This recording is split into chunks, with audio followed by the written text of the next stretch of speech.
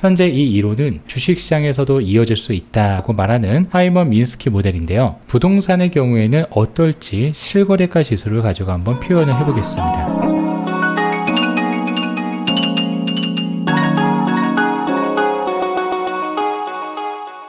안녕하세요, 풀대표입니다.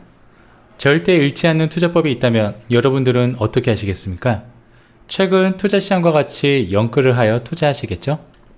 오늘 소개를 해드릴 책은요, 앙드레 코스톨라니의 투자는 심리게임이다 라는 책입니다. 그는 오스트리아 헝가리 제국 부다페스트 출신으로서 실패하지 않는 투자자, 예술경지의 투자자로 알려져 있습니다.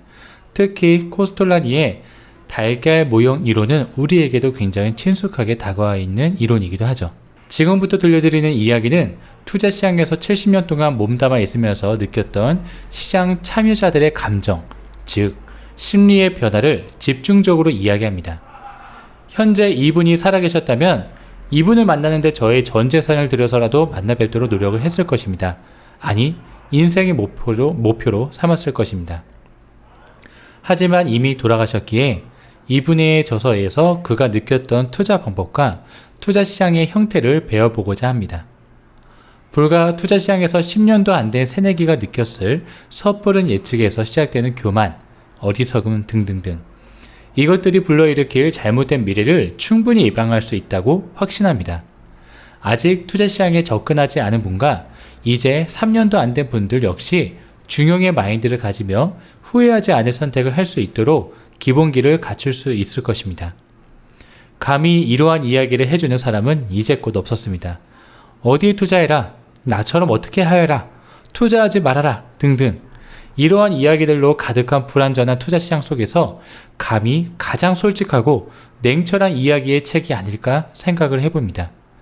코스톨라니 선생님은 순수하게 주식 투자만 했기에 13권의 투자 이론서를 저술하였고 수년간 경제 일간지에 약 400건의 칼럼을 쓰기도 했습니다. 명언 중에는 이러한 말이 있었습니다. 배고픈 친구가 있다면 그에게 생선 한 마리를 주어라. 그 친구를 진정으로 아낀다면 그에게 생선 잡는 법을 가르쳐 주어라. 또 다른 명언으로는 노력으로 부자가 되는 3가지 방법. 첫 번째, 부자인 배우자를 만나는 것. 두 번째, 유망한 사업 아이템으로 사업을 하는 것. 세 번째, 투자를 진행하는 것. 첫 번째, 두 번째가 이미 못하거나 혹은 자신이 없게 된다 하신다면은 내일을 하면서 투자는 병행할 수 있기 때문에 세 번째를 가장 추천드리는 방법이기도 합니다. 그의 주요 투자 사례로는 2차 대전에서 패전국이 된 이탈리아의 자동차 회사인 이소타 프라치나 주식을 150리라에 매수를 해서 1500리라에 매도를 하였습니다. 그리고 2차 대전에서 패전국이 된 독일의 국채를 매수하여서 140배의 시세 차익을 얻었습니다. 또한 옛 러시아 제국 국채를 매수하여서 6000배의 시세 차익을 얻었습니다. 그리고 고트프리드 헬러의 이야기로 이 책이 시작이 됩니다. 앙드레 코스톨라니의 20년 지기 파트너이기도 하거든요. 어느 투자자의 고백. 재무장관? 나는 될 수 없다. 은행원? 나는 되고 싶지 않다. 투자자와 주식거래인? 이것이 바로 나다. 증권시장에서는 언제나 경제적인 사실들이 황당한 이야기, 무언가를 겨냥한 퍼뜨린 어떠한 풍문들, 절반쯤 믿을 만한 사실들, 그리고 암시들과 함께 뒤섞여 있습니다. 걱정과 탐욕으로 움직여지는 이러한 것들은 빈번하게 그리고 번번이 비논리적이고 비이상적인 시세의 변화를 불러일으키기도 합니다. 코스톨라니는 이 비밀이 가득하고 고집스러운 증권시장에서 무려 70년 동안이나 몸담고 있었습니다. 와, 70년 동안 어디에도 소속이 되지 않은 채 순수한 투자자로서 투자 시장 속에서 바라본 그의 시선은 현재의 투자 시장과 다를 바 없는 것처럼 느껴지기도 합니다. 당시 환경은 사실 세계 2차 대전과 같이 굵직한 사건들이 많아서 인생 한방이라고 불리는 것들 때문에 높은 수익률과 유명세를 탈 수 있었다고 생각할 수도 있습니다. 하지만 저는 코스톨라니 선생님이 현재 부동산 시장에 있었다 하더라도 큰 수익을 거두었다라고 생각을 합니다. 그의 투자 철학에 대해서는 모든 영상을 다 들으신 이후에 여러분들의 생각이 분명 저와 같아질 것이라고 확신을 합니다. 코스톨라니 선생님의 투자에서는 무조건 반대로 투자하는 것도 아니고 무조건 상승세에 투자하는 것도 아니거든요. 투자의 중심에서는 시장 참여자들의 심리를 중점적으로 이야기를 다룹니다. 이 이야기는 총 10개의 강의로 이론과 현실의 차이, 부자의 정당성, 대중의 심리 등의 여러 가지 내용들로 구성이 되어 있는데요. 그 중에서 중요하다라고 생각이 되는 내용들 위주로 이야기를 들려드릴까 합니다. 자, 그럼 지금 바로 시작하겠습니다. 오리엔테이션 새롭게 만나는 나. 오리엔테이션에서 늙은 코스톨라니와 20대의 코스톨라니의 대화로 시작하게 됩니다. 20대의 코스톨라니는 증권시장에서 일어나는 여러 가지 일들을 분석하여 작전을 세우는 일만 하기 때문에 스스로를 투자자라고 불렀습니다. 늙은 코스톨라니가 말을 거면 그는 퉁명스럽게 대꾸합니다. 알아, 내가 누군지 알고 있다고. 너는 물론 나의 둘도 없는 오랜 친구야. 너는 지금 내가 여기서 무엇을 하고 있는지 묻고 싶은 거지? 너는 여기 모여있는 사람들이 누군지 안 보이니? 만약 내가 여기에 숨어서 단 한마디의 정보라도 얻게 된다면 그것으로 인해 나는 재산을 얻을 수 있지.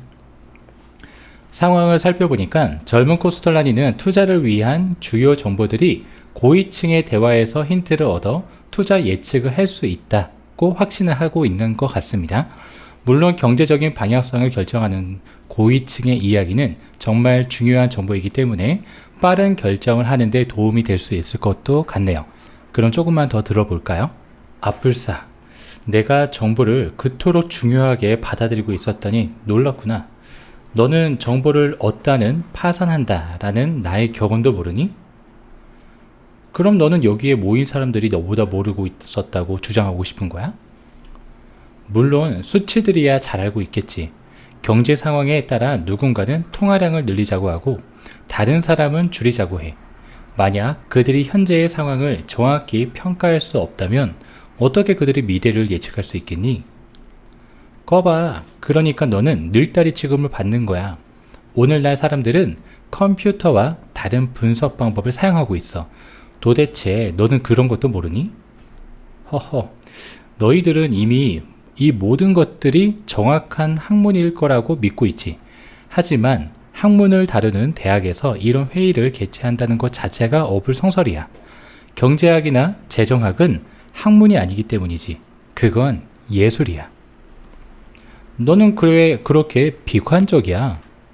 70년 동안의 경험이 나를 비관론자로 만들었어. 투자자로서 인생을 살아오면서 나는 정확한 암시라고 여겨지는 것들과 정반대로 행동함으로써 자주 돈을 벌었거든. 그럼 내 말은 사람들이 아무것도 알 필요가 없다는 거야? 천만에, 그 반대지. 사람들은 사건들 간의 연관성을 이해해야만 하고 뉴스들을 해석할 수 있어야만 해. 또한 사람들은 영감을 가져야만 하고 수많은 채찍질과 함께 경험을 해야만 해. 네, 수많은 정보들 속에서 단편적인 시간으로 뉴스를 바라보는 것이 아니라 정보에 따라 연관성 또는 진행 가능성에 대한 정보를 이어서 검색하고 표현할 수 있다면 정보를 보다 값지게 사용할 수 있다는 생각이 듭니다. 코스톨라니도 말하듯 매일 뉴스를 보고 듣는 것이 아니라 뉴스를 해석하고 내 생각을 반영하는 연습을 꾸준히 해야 할 것 같습니다. 첫 번째 강의, 90%가 심리학으로 이루어진 증권시장. 첫 번째 강의 내용은 주로 이론과 현실의 차이를 이야기하고 있습니다. 논리적으로는 맞지만 현실에서는 달랐기에 늘 손해를 보셨던 분들이라면 이번 장을 보다 주의 깊게 들어보시면 좋을 것 같습니다. 이것이 증권시장이다 라는 내 책이 출간된 지 30년쯤 되어갈 즈음에 나는 그로부터 편지 한 통을 받았다. 그는 내 책을 재미있게 읽었고 공감하는 바도 많았다면서 그러나 한 가지 나와 다른 견해를 가지고 있었다고 했다. 그것은 다름 아닌 주식 투자자들의 집단적인 또는 개별적인 심리학적 반응들은 정확하게 평가되거나 예측될 수 없다고 저술한 부분에 관한 것이었다. 그는 그것들은 정확하게 측정할 수 있고 평가할 수 있다고 말하면서 만약 내가 이번 여름에 파리로 가게 된다면 설명해 주겠다고 덧붙였다. 그러나 유감스럽게도 그는 그 후 얼마 되지 않아 저 세상 사람이 되어버렸기 때문에 그의 편지 내용은 나에게 영원한 빛으로 남겨졌다. 네, 저 또한 그가 어떠한 이야기를 할 수 있을지 너무 궁금한데 당시에 코스톨라니는 얼마나 궁금해했을까요? 그리고 코스톨라니는 그 질문에 대한 답을 무엇이라고 정했을까요? 계속 들어보도록 하죠.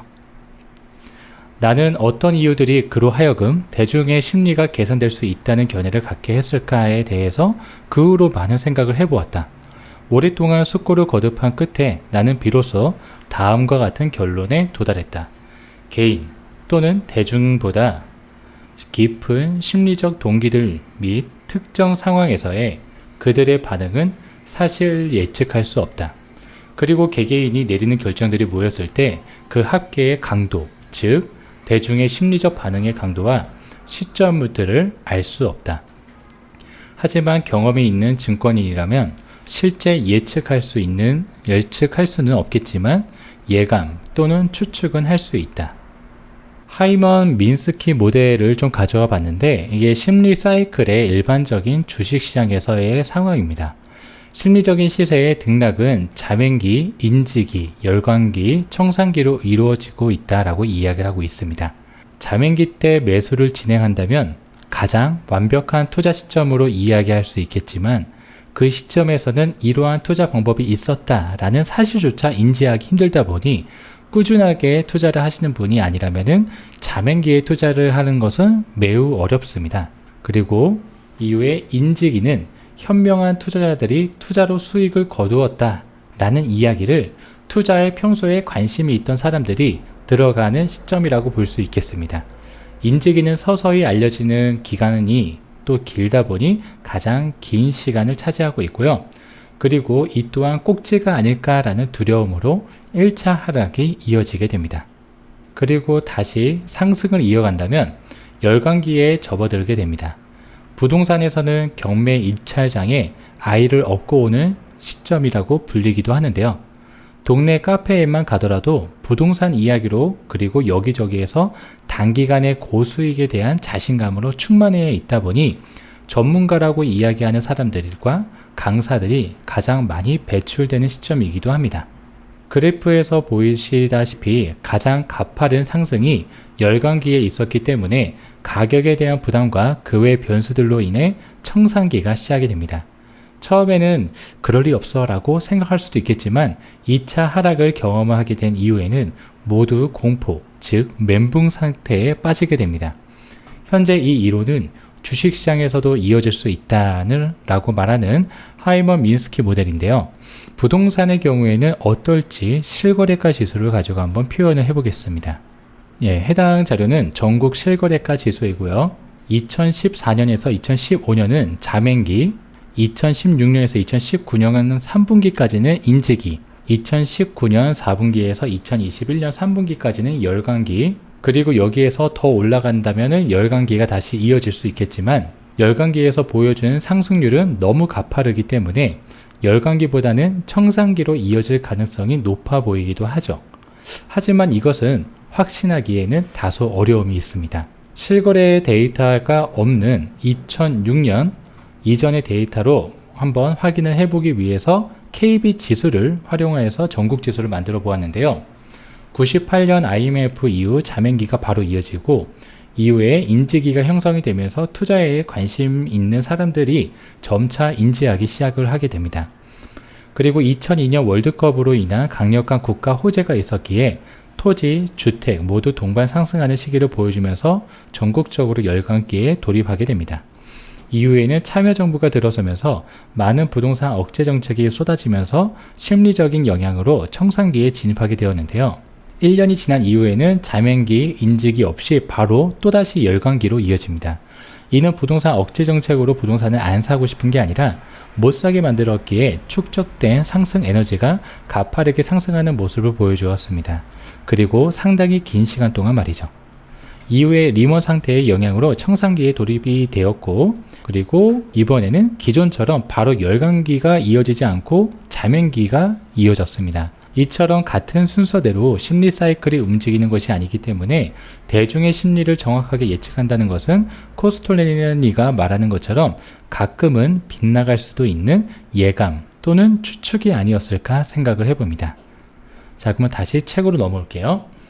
자, 실업률의 감소로 인플레가 발생을 하고 그로 인해 금리가 상승하고 또 그 결과 증권 시세가 떨어진다고 사람들은 말한다. 그리고 며칠 뒤에 사람들은 실업률의 증가가 경기 침체에 징후라며 걱정을 한다.